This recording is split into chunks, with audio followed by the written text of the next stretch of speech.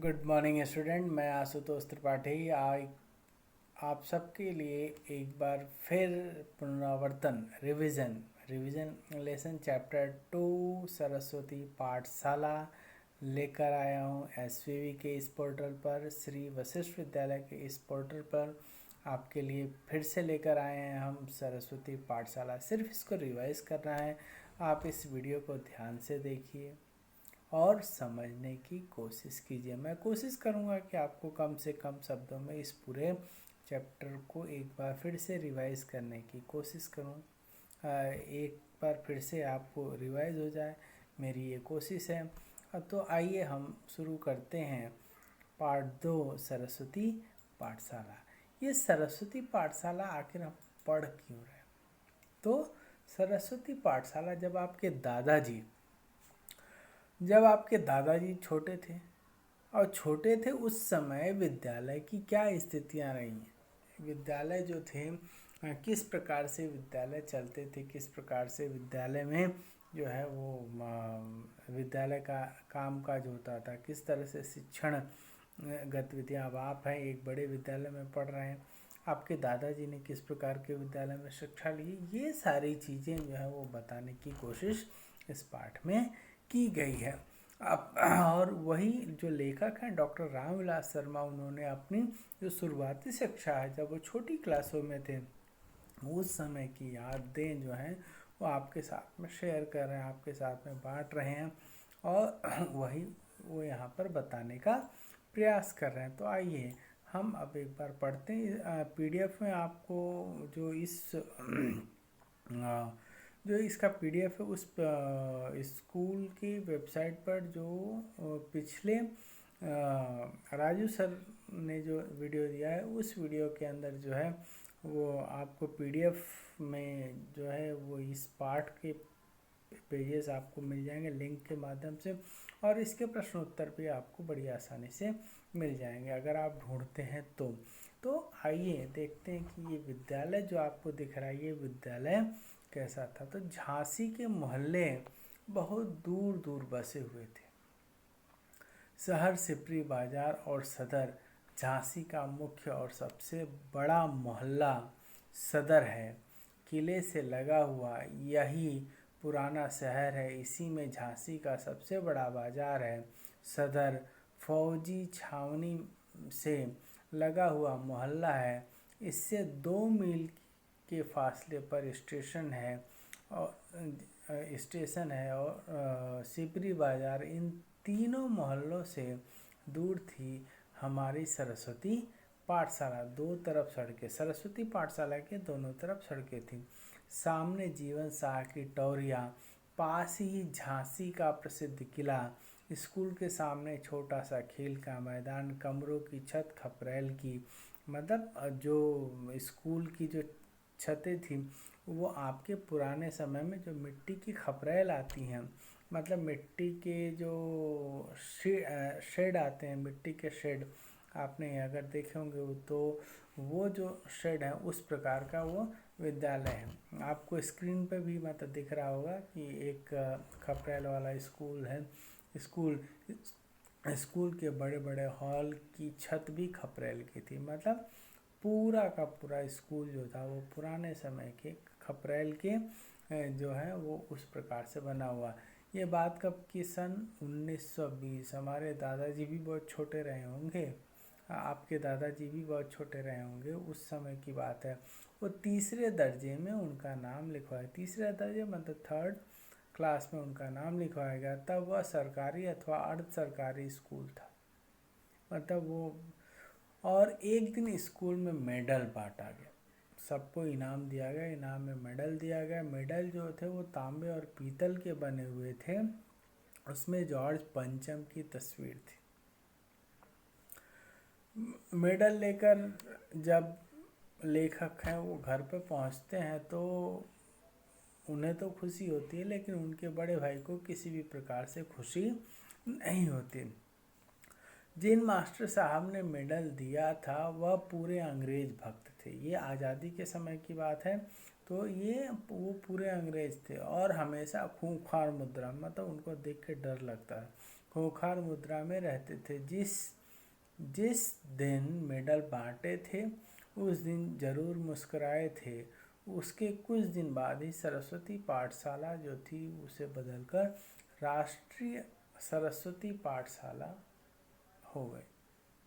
उनके मुस्कुराने के बाद से, मतलब उसके बाद से ऐसी कुछ गतिविधियाँ वहाँ हुई जिसके वजह से उसे राष्ट्रीय सरस्वती पाठशाला का दर्जा दे दिया गया। एक दिन स्कूल के मैदान में विद्यार्थियों और शिक्षकों की सभा हुई। उसमें विदेशी कपड़े न पहनने की प्रतिज्ञा की गई। मतलब स्कूल के अंदर सभी ने प्रतिज्ञा की कि हम जो है वो विदेशी कपड़े नहीं पहनेंगे। और उसके बाद में और उसकी होली वहाँ पर जलाई गई। उसमें लोगों ने अपनी गोल टोपियाँ जला दी। मतलब जो भी चीज़ें विदेशी थी उन सबको उन्होंने जलाकर फेंक दिया और डांट डपट की नौबत न आई। और वो वैसे ही पहुँच गए घर पे। और घर पे पहुँचे तो भाई इस प्रकार की गतिविधि करने के बाद जो है माता पिता को गुस्सा आता है, लेकिन इनके ऊपर गुस्सा नहीं उतारा गया। उसका कारण थे उनके भाई, क्योंकि उनके भाई को उनका समर्थन प्राप्त था। पाठशाला के राष्ट्रीय होने का अर्थ है कि सरकार से संबंध विच्छेद, मतलब गवर्नमेंट के तरफ से किसी भी प्रकार के उनके संबंध नहीं रहेंगे। गवर्नमेंट कुछ कहती तो उसे मानेंगे नहीं। ये संबंध का राष्ट्रीय होने का अर्थ है।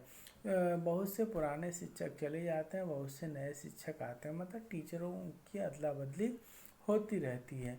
गांधी टोपी पहनने वाले जितने शिक्षक उस पाठशाला में थे उतने झांसी क्या 2-4 जिलों में भी नहीं थे। आइए आगे बढ़ते हैं और देखते हैं कि अब राष्ट्रीय पाठशाला में किस प्रकार, तो राष्ट्रीय पाठशाला में किस प्रकार बदलाव हुआ। जो सरस्वती पाठशाला जो थी वो राष्ट्रीय पाठशाला में किस प्रकार उसका बदलाव हुआ। तो सबसे पहले एक बार गांधी जी स्कूल के पड़ोस में बंगला था, उसी में गांधी जी को ठहराया गया था। इस बंगले के जो मालिक थे उनका नाम था लाला गंगा साहब। इन्हीं के यहाँ पर जो लेखक के पिताजी थे वो मुनीम थे और लाला गंगा साहब पूरे अंग्रेज के भक्त थे, जिसके वजह से उन्हें ठेकेदारी, जो कॉन्ट्रैक्टर हम इस आज के समय में कहते हैं, वो उन्हें मिला हुआ था। और उसी के साथ साथ राय बहादुर जो एक पोजीशन होती है वो उनको मिली हुई थी, उनको खिताब मिला हुआ था। वहीं बहुत से मकान और दुकानें थी। कई किस्म के धंधे अंग्रेज़ों के संपर्क से होते थे। इसीलिए गांधी जी को अपने बंगले में ठहराकर उन्होंने साहस का काम। अब ऐसे समय पर जो है अपने बंगले पर जो है उन्होंने गांधी जी को रोका, तो ये उनके लिए साहस का काम। जाहिर सी बात है अंग्रेज़ों को बुरा लग जाएगा कि हमारे विरोध में वो काम कर रहे हैं, तो सारे काम छूट सकते हैं।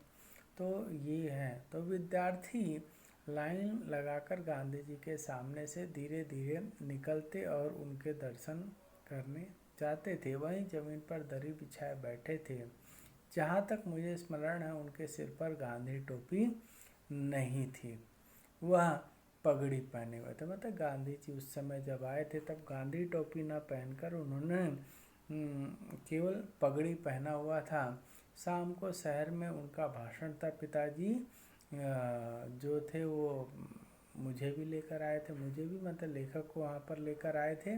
और मंच पर गांधी जी ने बोलना शुरू किया तो लोगों को सुनाई नहीं दिया। पीछे वालों ने जोर लगाया, भीड़ बेकाबू हो गई। पिताजी ने जो है वो लेखक को उठाकर कंधे पर बिठा लिया। आप जैसा कि आप बुक में भी देख रहे होंगे, अगर आपके पास पुस्तक है तो आप उसके अंदर देख रहे होंगे कि लेखक जो है वो अपने पिताजी के कंधे पर बैठा हुआ है। सरस्वती पाठशाला शहर में राष्ट्रीय चेतना का गढ़ थी। मतलब राष्ट्र की भलाई के बारे में सोचते हैं, इस चेतना का गढ़ था। उसमें एक बार कांग्रेस का कोई अधिवेशन भी हुआ था। उसमें भारत के कोने कोने से बड़े बड़े नेता आए थे। और जो स्टेज के ऊपर जो स्वागत करते हैं, जिन्हें हम होस्ट कहते हैं, एंकर कहते हैं, ऐसे ही तो हिंदी में उसे कहा जाता है स्वागताध्यक्ष। तो हिंदी में क्लिष्ट हिंदी मतलब कठिन हिंदी के आचार्य थे जिनका नाम था चंडी प्रसाद हृदयेश। उनका छपा हुआ भाषण बांटा गया और उनकी हिंदी इतनी क्लिष्ट थी कि डॉक्टर रामविलास शर्मा जी जो थे वो उन्होंने 2-3 बार उसको पढ़ा लेकिन उनके समझ में नहीं आया। अब आगे कुछ प्रश्न दिए हुए हैं, इन प्रश्नों के उत्तर आप ढूंढेंगे और आपको ये इसमें मिलेंगे। और अब जो अगला वीडियो है वो दूसरे पार्ट में है। दूसरे पार्ट में हम बाकी के जो भाग हैं उसको हम पढ़ेंगे और समझने की कोशिश करेंगे। धन्यवाद। अब आगे हमने जितना पढ़ा उसको एक बार रिवाइज कर लें और मैं आशा करता हूँ कि आप पुस्तक में ये जो पाठ है उसे 2-3 बार पढ़ेंगे। आपको इन प्रश्नों के उत्तर आपको बड़ी आसानी से मिल जाएंगे। मैंने जो एक्सप्लेन किया अगर आप वो ध्यान से सुने तो उसके भी अंदर आपको मिल जाएंगे। तो आइए स्लाइड पर कुछ कुल 4 प्रश्न दिए हुए हैं, इन चारों प्रश्नों को हम देखते हैं। देखिए पहला प्रश्न है सरस्वती पाठशाला कहाँ थी। पहला प्रश्न है सरस्वती पाठशाला कहाँ थी। दूसरा प्रश्न है स्कूल में बटे मेडल की क्या विशेषता थी। ये सब एक वाक्य के उत्तर है। स्कूल में बटे मेडल की क्या विशेषता थी। फिर तीसरा प्रश्न है सरस्वती पाठशाला को राष्ट्रीय पाठशाला में कैसे परिवर्तित किया गया। नेक्स्ट वन है सरस्वती पाठशाला को राष्ट्रीय पाठशाला में कैसे परिवर्तित किया गया। फिर चौथा और अंतिम प्रश्न है सरस्वती पाठशाला को राष्ट्रीय चेतना का गढ़ क्यों कहा जाता है। आप इन चारों प्रश्नों के उत्तर अपने बुक में पढ़िए, आपको उसमें बड़ी आसानी से मिलेंगे। मैंने एक्सप्लेन किया हुआ है उसमें, ये चारों प्रश्नों के उत्तर आप बड़ी आसानी से लिख सकते हैं। धन्यवाद। ये हमारी एसवीबी के पोर्टल पर जब आप जाते हैं, विद्यालय के श्री वशिष्ठ विद्यालय के जब पोर्टल पर आप जाते हैं तो आपको वहाँ पे आपके पढ़ाई के लिए जो भी स्टडी के लिए जो भी मटेरियल है वो आपको मिल जाए। क्लास 1st to 10th आप जिस मतलब क्लास में उसमें आपको मिल जाएगा। 8th का भी इजीली आपको मिल जाएगा।